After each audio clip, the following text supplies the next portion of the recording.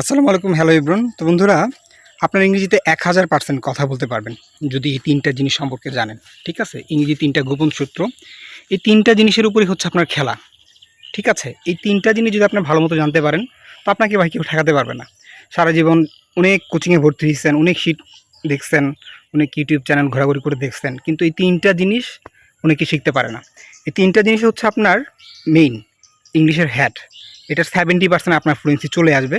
বাকি 30% ফ্লুয়েন্সি হচ্ছে আপনার কিছু প্যাসিভ ভয়েসের খেলা, হ্যাঁ, কিছু মডেল ভার্বের খেলা, কানেক্টরের খেলা, কিছু প্রিপোজিশনের খেলা। এগুলো হচ্ছে মেইন।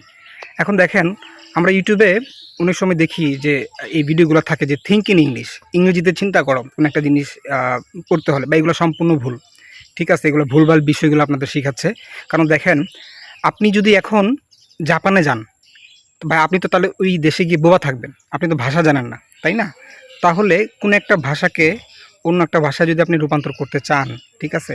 তাহলে আপনাকে অবশ্যই ওই দেশের ভাষাটা আগে জানতে হবে আপনার নিজের ভাষার মাধ্যমে। ঠিক আছে? আমি যদি আমার ভাষার মাধ্যমে ওই দেশের ভাষাটা আয়ত্ত না করতে পারি, বা আমার পক্ষে জীবনও সম্ভব না, এজন্য আমাদের ইংলিশ শেখার জন্য আমাদের আগে বাংলা ভালো মতো জানতে হবে। আপনি যত বাংলা ভালো জানতে পারবেন, তত আপনি ইংরেজিতে কথা বলতে পারবেন। ঠিক আছে? সাপোজ ধরুন, দেখেন আমি যদি আপনাকে বলি যে ওয়াজ শব্দটা তো ছিল, হ্যাড শব্দটা তো ছিল। এখন বলেন তো, এই যে কনফিউশন, এই কনফিউশন ক্লিয়ার আপনাকে কে করবে? এটা কি? এই যে state of being, state of position, state of action, এই 3টা হচ্ছে ইংরেজির গোপন সূত্র। এই 3টা হচ্ছে ইংরেজির খেলা। ঠিক আছে? এই 3টা জিনিস শেখার জন্য যদি যারা ভালো টিচার পায়, তারা 3 দিনে এটা আয়ত্ত করতে পারে। আর যারা ভালো টিচার পায় না, তারা দেখবেন বছরের পর বছর, কেউ 10 বছর 15 বছর সময় হয়ে গেছে, খুব ভালো ভোকাবুলারি শিখছে বা অনেক কিছু জানছে, কিন্তু ইংরেজিতে এখনও বুঝতে পারে কিন্তু কথা বলতে পারে না। এই সমস্যাগুলোই কিন্তু তাদের ম্যাক্সিমাম সময় থেকে যাচ্ছে।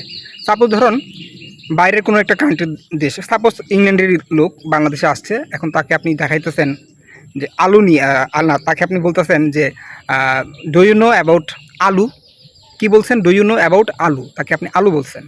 এখন সে বলবে আলু আবার কি? সে এটা জীবনও তার এই মাইন্ডে আসেই নেই। কিন্তু যখন আপনি তাকে আলুটা দেখাবেন যে do you know about potato, তখন সে বলবে ও আচ্ছা, এটা এটা তো আমি আমার জীবনে অনেকবার খাইছি, অনেকবার দেখছি। তাহলে দেখেন, আপনি যখন আলু বলছেন, এটা আমার ভাষা, সে জানে না। আবার সে যখন পটেটো বলছে, আপনি একজন গ্রামের যে কিছুই জানে না, হ্যাঁ, সিগনেচার পর্যন্ত করতে পারে না, তাকে যদি সে বলে do you know about potato, সে বলে জীবনে জানি না। আর সে যদি বলে যে ডু ইউ নো অ্যাবাউট আলু, সে বলবে হ্যাঁ, আমি এটা জীবনে অনেক খাইছি। তো বা এই জন্য উনি আপনাকে বলতে পারে যে think in English, think in English, এগুলো বাদ, সম্পূর্ণ বাদ। আপনাকে সিচুয়েশনাল কনভারসেশন জানতে হবে। সিচুয়েশনাল কনভারসেশনটা আপনি জানতে পারলেই আপনি টোটাল ইংরেজিতে কথা বলতে পারবেন। ঠিক আছে? আর এটা হচ্ছে, এই টোটাল সিচুয়েশনাল কনভারসেশন জানতে হলে আপনাকে ভালো একজন টিচার দরকার, যে আপনাকে আপনার ভুলগুলো ধরিয়ে দিতে পারবে, আপনি সবসময় গাইড করবে। হ্যাঁ, তো আমি আপনাদের জন্য পার্ট বাই পার্ট নিয়ে আসবো। স্টেট অফ বিং কি, স্টেট অফ পজিশন কি, স্টেট অফ অ্যাকশন কি, এগুলোর হচ্ছে খেলা। ভাই আমি একা মাছ শিখা, আমি আমি মনে করেন যে আমি মাছ ধরতে পারি, ঠিক আছে, যে কোনো পুকুরে গিয়ে। তো এটা আমি একা শিখে তো ভাই কোনো লাভ নাই। ঠিক আছে? আমি কি সারা বিশ্বের মানুষকে কি আমি শেখাতে পারবো? ভাই আপনাদের নিজ থেকে দায়িত্ব নিতে হবে।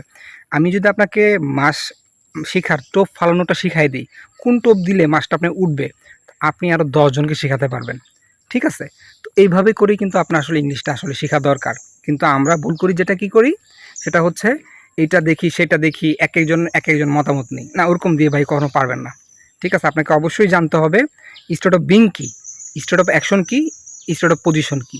এগুলো আপনার জীবনে অনেক শিখছেন, স্কুলে, ভার্সিটিতে, কলেজে আপনাদের অনেক শিখাইছে, কিন্তু ভিতরে যে ঢুকিয়ে দেওয়ার মতো বিষয়গুলো আপনাদেরকে কেউ আজ পর্যন্ত শেখায়নি। ঠিক আছে? তো আমার এই চ্যানেলটা মোটামুটি প্রায় 2 বছর হয়ে গেছে রানিং। তো আপনারা সাথে আছেন বলে বিধায় আমি গ্রো করতে পারতেছি।